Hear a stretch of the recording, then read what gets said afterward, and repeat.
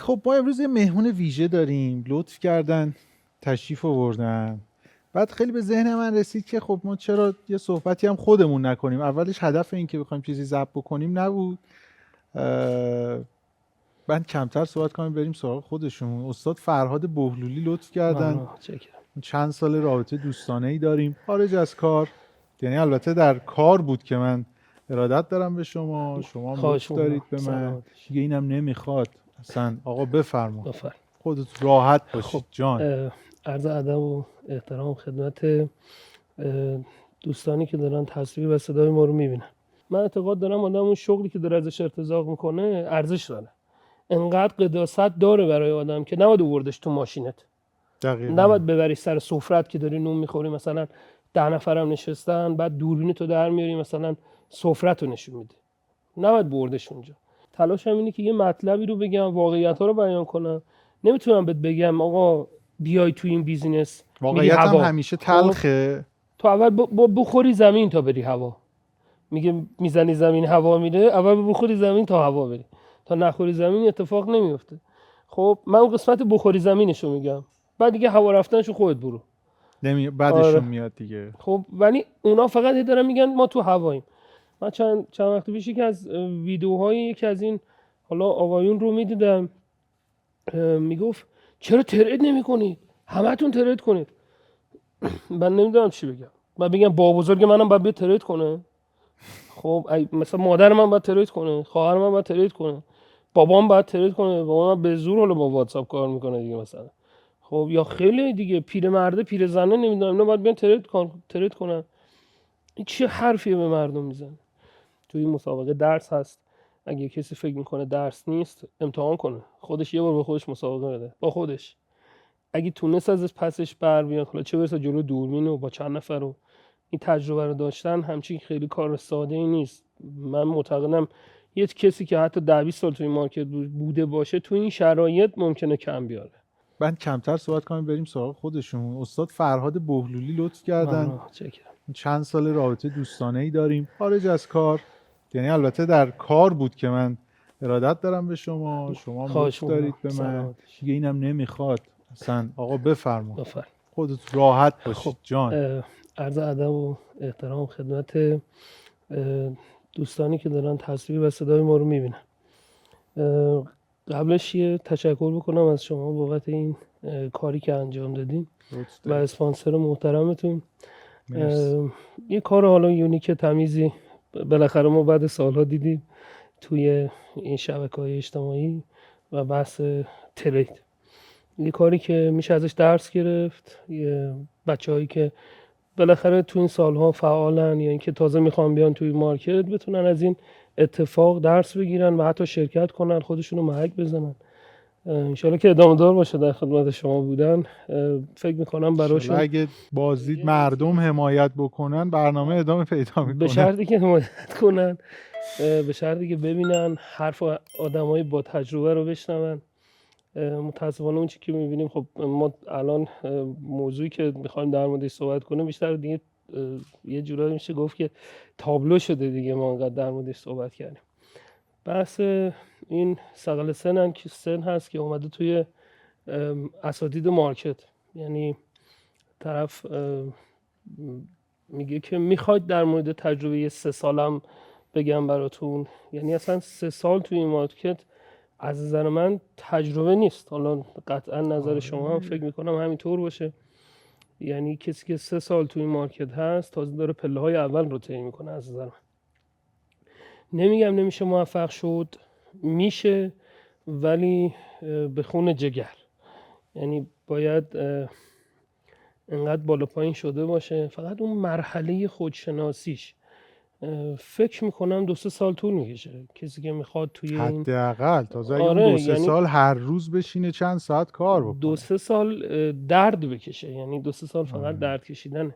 چون نه فقط توی بیزینس، تو هر بیزینسی که ما بهش توجه بکنیم، موضوع خودشناسی که از موضوعهای مطرح هست و اینکه هر کسی باید اول خودش رو درک بکنه، بشناسه. تو این بیزینس هم که اصلا دیگه اصل قضیه موندن در مقابل خود دیگه. چون فکر میکنم از معدود بیزینس هایی که معامله‌گر در زمان معامله‌گری در مقابل خودش قرار میگیره. یعنی فقط خودش هست و خودش. این حرفا هم که ما میزنیم کلیشه نیست، چون اونا هم میگن متاسفانه. اونا کپی میکنن بعد فقط اونا هم تازه میگن پکیج فروش ها. یعنی الان معلوم نیست کی برنده است. خب ولی به تجربه نگاه بکنید، به قدمت آدم‌ها توی مارکت نگاه بکنید و انتخابتون رو درست انجام بدید که در واقع مخاطب چه کسی هستید، در واقع کنار دست چه کسی میشینید. من واقعا منم مردم هیچ وقت درک نمی‌کنم چی جوری میشه که مثلا من دنبال اینم برم این کارو یاد بگیرم، نمیدونم چی جوری میشه اینا جذب اون محتوای مسخره مخصوصا اینستاگرام میشن. هیچ وقت درکشون نکردم، نمیدونم چی تو مغزشون میگذره، اونو میبینن فالوش میکنن فکر میکنن اون بلده. مثلا طرف دیدین دیگه، طرف مسافرت بله. عکس میذاره، نمیدونم این کاره. خب بحث رویا پردازی بیشتر. ببین مردم دنبال دو چیزن، یکی براش قصه بگه، یعنی مثلا معلوم بیام بگم مثلا خب بیا تا قصه مثلا تریدر شدنمو بگم، آخ اون روز داشتم رفتم بارون میومد نمیدونم فلان، 10,000 نفر میشینن نگاه میکنن ببینن قصه من چیه. خب یا اینکه دنبال سیگنالن، یعنی شما داری در مورد یک موضوع خیلی علمی، حالا چه روانشناختی، چه داری مدیریت سرمایه‌ای، چه حالا تحلیلی، داری صحبت میکنی، بعد یهو وسطش که میگه یه چی بخریم. خب بگو ببینم چی بخرم دقیقاً. الان من بیام تو چه بیزینسی. ببینید مردم دنبال اینان. از این اتفاق هم یه دارن سوء استفاده میکنن. طرف حالا اون قصه رو یه شکل دیگه بهشون نشون میده، با ماشینش و سانروفش و ساعتش و کچه الوارش و نمیدونم با این داستانا نشونش بده. که واقعیت داستان من فکر میکنم که انقدر این بیزینس رو کوچیک میکنن، چون من اعتقاد دارم آدم اون شغلی که داره ازش ارتزاق میکنه ارزش داره، انقدر قداست داره برای آدم که نباید آوردش تو ماشینت، نباید ببری سر سفرت که داری نون میخوری، مثلا 10 نفرم نشستن بعد دوربین تو در میاری مثلا سفرت رو نشون میده، نباید بردش اونجا. بیزینس تو جایگاه خودشه، یعنی اون جایی که باید باشه باید ازش استفاده بشه. اگر هم میخوای نمایشش بدی اون جایی که پشت چارتی نمایشش بده، نه اینکه پشت فرمونی. ببینید من گرفتم سود شد، شما هم پشت فرمون بگیرید سود میشه، به خدا نمیشه. با گوشی دیگه بعد از نمیشه. من 19 ساله که توی مارکتم، دیگه بعد از 19 سال به جرئت میگم که نمیشه. یعنی اگه یه کسی میتونه من اثبات بکنه که میشه، من حاضرم کلا بذارم کنار همه اکانت‌ها من به نامش میکنم.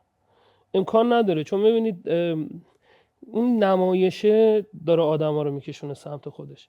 واقعیت قضیه، اون حقیقت اصلی داستان یه چیز دیگه است. حقیقتش اینه که این بازار، این بیزینس مثل همه بیزینس هاست، مثل همه بیزینس ها بهش نگاه کنید، اینقدر در موردش صحبت نکنید. شما هر جا میرم صحبت ترید، هر جا میرم. شما فکر کن آقا مثلا شما تعمیرکار ماشین، بعد شب بری خونت هم مثلا زنت هم در مورد گیر باکس برات صحبت کن، مثلا نمیدونم برای سرسیلند صحبت کنه. خب این بعده دیگه. خب شما هر جا میری در مورد تریده. باورتون میشه مثلا من به شخصه جایی الان روم نمیشه اصلا بگم تریدر. آره منم این مشکل واقعا دارم. الان از این میپرسن شغلت چیه، مثلا معمولا میگم این شرکت مالی دارم. حالا حسابداری، حسابرسی. میگه حسابداری، خوب دیگه چه خوب. مثلا اگه بگی تریدری میگه تو هم مثلا بیت کوین داری، سرکاریه. آره قماره. بعد منم حالا هر کی مثلا میگه قماره، واقعیتش هست منم میگم قمار، شروع میکنم باش میرم که ول کنه. آره، چون اگه بخوام بهش بفهمونم که نیست، بعد یه کورس آموزشی براش بذارم دیگه. طول میکشه، چون حالا اگرم یه جوری هم اشتباه بهش بگی، فردا اونم میاد توی بیزینس مشکلات براش پیش میاد. باورتون نمیشه دوستان، در طول روز، در طول هفته و در طول ماه چقدر من پیام دارم آدمایی که زندانن، آدمایی که فکر خودکشی به سرشون زده از سر این کار. آره از سر این کار. آره منم تجربهشو زیاد دارم. دیدم توی مدت متاسفم. 1-2 نفر بودن منم دیدم بحث خودکشی که طرف میگفت که میخوام چیز بکنم. خیلی برام تلخ بود، ولی نمیدونم واقعا متاسفانه این چیزا هست. این صحبت خودمونم بگیم جلو دوربین یا نگیم؟ بگید شما بگید. ما امروز حالا لطف کردن آقای بهلولی هم تشریف آوردن، گفتم به این بهونه همو ببینیم. بعد گفتیم آقا تا اینجا اومدن حیف یه چیز صحبتی هم با هم بکنیم. فکر کنم سالی یه بار این موقع دقیقاً ما با هم یه آفیش داریم، پارسال هم داشتیم در پیج شما. حالا بگم دیگه. بگید. اومدم یه چالشی که مطرح کردیم در مورد WM مارکت بهتون بگم. ما اومدیم چالش گذاشتیم با اطمینان و اعتماد به نفس. اگر شما کارگزاری رو پیدا کردید که از نظر قدمت، اسپرد، بیمه‌ای که داره، دقت نمودار، تنوع اینسترومنت های قابل معامله و مهمتر از همه قدمت کارگزاری، اگر پیدا کردید که شرایطی بهتر از WM مارکت داشت، بیاید به من بگید. این یه چالشه. میخوام ببینیم چیزی پیدا میکنید یا نه. خودم در طول این همه سال میدونم که وجود نداره. حالا بگم دیگه. بگید. داشتیم میگفتیم که دیگه این کاری که داریم میکنیم یه کاری آقای بهلولی دارن شروع کردن، دیگه آخرین زورمونه برای اینکه با توجه به استانداردها و چارچوبای خودمون تو فضای مجازی بتونیم فعالیت بکنیم. دیگه اگه نشد گفتیم دیگه کلا بی خیال فضای مجازی. بله دیگه، من گفتم اگر حمایت نکنید، حمایت نشه این اتفاق، استوری کنید. مثلا طرف از من انتظار داره، پیام میده آی بهلولی تو مثلا پوزیشن گرفتی یا اکانتت تو مای فیکسبوک اینقدر سود کرده، بیا به ما بگو تو چی کار کردی واسه امثال من. دقیقاً. یه بار استوری کردی، یه بار لایک گفتی دلش آدمی نمیاد لایک ما رو زدی، بکنه. یه کامنت گذاشتی، یه بار گفتی آقا دست در نکنه، بعد الان انتظارت از من چیه؟ آره میدونم. ولی خب متاسفانه این دیده شدن توسط خود افراد باید انجامش انجام نمیدن. یعنی بالاخره ما رو باید معرفی بکنن. طرف میاد حالا مثلا فکر میکنه حالا این آدمه رو علی سعدی رو پیدا کردم بذار واسه خودم باشه، اینو به کسی نگم. بابا بگید، بذار بشنون، بذار لطف ببینن. دارید شما. نه ولی واقعیت داستان همینه و من حالا به شما گفتم من آخرین کارم دارم انجام میدم دیگه. اگه بشه شده دیگه هستم، اگه نه که کرکران میدم پایین میرم دیگه. کسی اگه از من سوال بپرسه واقعا بلاکش میکنم. منم سر ساخت این برنامه موقعی که ایدش بود با هم صحبت میکردیم، آره این بود که منم گفتم دیگه این آخرین تلاشمه، چون هم حالا آقای بهلولی با شناختی که من دارم، هم عزیزانی که میشناسید ایشون رو، ما چارچوبمون برامون مهمه، نمیخوایم بریم داخل مسخره بازی فضای مجازی دیگه. زور آخرمونه. امیدوارم حالا خودمو نمیگم ولی امیدوارم جامعه کار ما از داشتن شما محروم نشه. این جدی دارم میگم، نه میگم دیگه واقعیتش همه میگم مدرسه غیر که انتفاعی نیست که ماهی بود دنبال شما. آره یه جایی هم آدم خجالت میکشه. اصلا من میگم آقا یه جایی هم ما خجالت میکشیم. آخه حالا خودم باز هیچ آقا در لول شما نیست که بخوای بشینی التماس کنی لایکو بکوب روش 10,000 تا لایک رسید فلان کارو میکنم. برام فلان چی رو کامنت کن. واقعا من نمیتونم، در توانم نیست. منم روم نمیشه. وقتی هم که میام توی مارکت در مورد مارکت میخوام صحبت کنم، یعنی هر پستی که میذارم تلاشم اینه که یه مطلبی رو بگم، واقعیت‌ها رو بیان کنم. نمیتونم بهت بگم آقا بیای توی این بیزینس واقعیت هم همیشه تلخه. تو اول بخوری زمین تا بری هوا. میگه میزنی زمین هوا میره، اول بخوری زمین تا هوا بری. تا نخوری زمین اتفاق نمیفته. خب من اون قسمت بخوری زمینشو میگم، بعد دیگه هوا رفتنشو خودت برو. بعدشون میاد دیگه. خب ولی اونا فقط دارن میگن ما تو هواییم. من چند وقت پیش که از ویدیوهای یکی از این حالا آقایون رو میدیدم، میگفت چرا ترید نمیکنید؟ همتون ترید کنید. من نمیدونم چی بگم. من بگم با بزرگ منم باید بیاد ترید کنه؟ خب مثلا مادر من باید ترید کنه، خواهر من باید ترید کنه، بابام باید ترید کنه. بابام به زور حالا با واتساپ کار میکنه دیگه مثلا. خب یا خیلی دیگه پیرمرده پیرزنه نمیدونم اینا باید بیان ترید کنن. این چه حرفیه به مردم میزنه؟ بعد لایک و یه دم زیر این کامنت زیر این پست قش میکنن. آره استاد عزیزم فدات شم. با طرف بیاد ببینید من دیگه واقعا نات درد دلن دیگه. طرف میاد یه سری حرفایی رو میزنه که از اساس اشتباهه. یعنی شما هر کتابی رو باز کنی، کتاب مثلا تحلیلی مارکت رو، تو 4 خط اولش اینا رو درست بهت گفته. خب داره از اساس اشتباه میگه، همه میگن قربانت استاد. من نمیفهمم. یعنی اینکه اصلا 2 تا 4 تا نداره. یا ما پرتیم. یه بنده خدای دیگه بود فیلمش وایرال شده بود تو نمایشگاه، یه 100 لات میزد، میگه آقا 100 لات دیگه بگیریم، یه 100 لات دیگه هم اونجا بودم. من همون لحظه اونجا بودم که داشت این کارو میکرد. خیلی موضوع داریم گفت آقا بذار من برم اینو باش بحث کنم. گفتم این اصلا نمیشه، واقعا اون لحظه نمیشد با این آدم بحث کرد.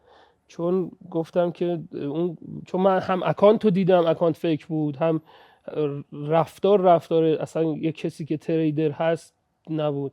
و این تریده که این شکلی نی، این همه هیجان گفت این دیگ زخامی است که در جوش و خروش است، چون پخته شد و لذت دم یافت خموش است.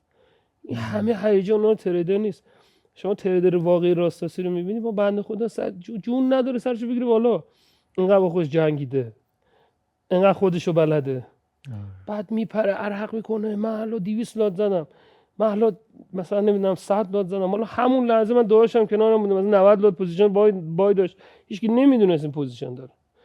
یعنی میتونم بر اساس اون تاریخ اینا رو اثبات بکنم دیگه، اما متاسفانه میبینید دیگه مخاطبشون بیشتره و همینجوری هم بوده دیگه. حالا نمیدونم، امیدوارم که اینجوری نباشه. البته یه کمی امیدوار شدم تازگی‌ها. چرا؟ چون این یه تب گل لاله است از نظر من. این در مرحله گذاره.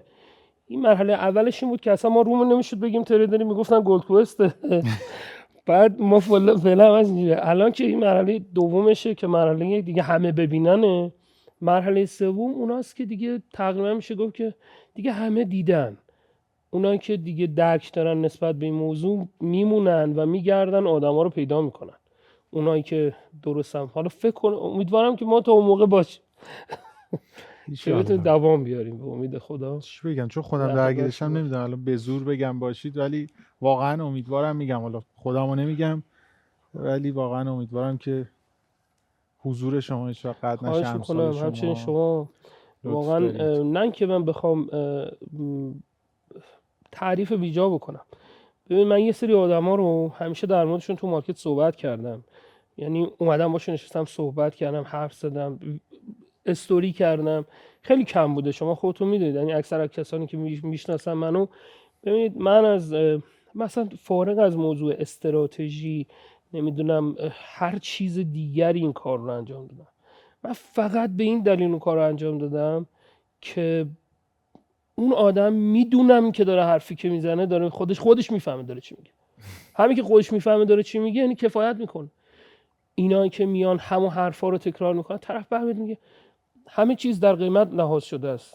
ما برای فهمیدن این شما باید 10 سال تو مارکت بوده باشی که بفهمی که اصلا منظور این کلمه این جمله یعنی همه چیز چیه. آفر. حالا اونی که میفهمه، من میفهمم که این آدم داره این حرفو که میزنه اینو میفهمه یا نه. اونو من معمولا دنبال میکنم و اگر دیدید که آقا کسی رو معرفی کردم دنبال کردم، مطمئن باشید که همش بر سر این موضوعه که میدونم اون آدمی که داره این حرفو میزنه میدونه که داره چی میگه و یه درکی از حالا کار خودش پیدا کرده. حالا امیدوارم که درست بشه دیگه. ما هم حالا امیدوارم که باقی بمونیم دوام بیاریم. عاشق در خدمت هستم. لطف کردید تشریف آوردید، بهونه شد یادگاری هم اینجا داشته باشیم. نه حرف درد دله من. حالا چون برنامه خود، البته منم جای دیگه گفتم دیگه، حالا اینجا سعی میکنم سر مخاطب چون برنامه خودم درد نیاره، ولی نه من به شما گفتم راحت باشید آقا، هر چی دوست دارید بگین، طرز فکرتون چون دوستانه همیشه. بیرونش هم اینجوریه متأسفانه، داخلش هم اینجوریه، جلو دوربین اینجوریه، همه جا اینجوریه. امیدوارم که درست بشه. مرسی تشریف آوردید. زنده باشید. مرسی از شما. خواهش می‌کنم. و همه دوستانتون عوامل پشت صحنه که دارن زحمت میکشن، اسپانسرتون که اونم زحمت کشیده این فضا رو فراهم کرد. امیدوارم تداوم پیدا بکنه، بچه‌ها بیان این کار رو انجام بدن، مسابقه بدن. توی این مسابقه درس هست، اگه کسی فکر میکنه درس نیست امتحان کنه، خودش یه بار به خودش مسابقه بده با خودش. اگه تونست ازش پسش بر بیاد، حالا چه برسه جلو دوربین و با چند نفر رو این تجربه رو داشتن، همچین خیلی کار ساده ای نیست. من معتقدم یه کسی که حتی 10-20 سال توی مارکت بوده باشه توی این شرایط ممکنه کم بیاره. پس کار سختی نیست، کار راحتی نیست و اونجوری هم فکر نکنید که حالا این دوستانی که دارن مسابقه مگه چیکار کنن حالا 40 دقیقه میشه. آره خیلی فکر می‌کنم اومدن شانسی زدن، آقا شانسی بیاد بزن مثبت شد. آره نه خب اون شرایط قرار گرفتنه بسیار کار سخت. دمتون گرم، ان شاءالله که سلامت و برقرار باشید. لطف دارید. مرسی، ممنون. خب ممنون که وقت گذاشتید. تا قسمت بعد، خداحافظ.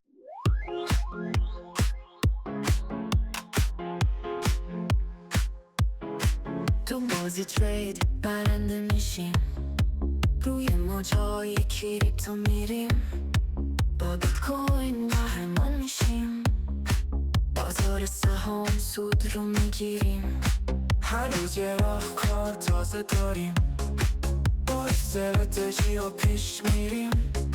فارکس هم مثل یه دنیاست، پولا تو جیبمون پر میشه. رقابت دنیای ترید سخته، اما ما میدونیم که چطور برندشیم. کریپتو کارنسی بیت کوین رو در دست، با قدرت تو این مسابقه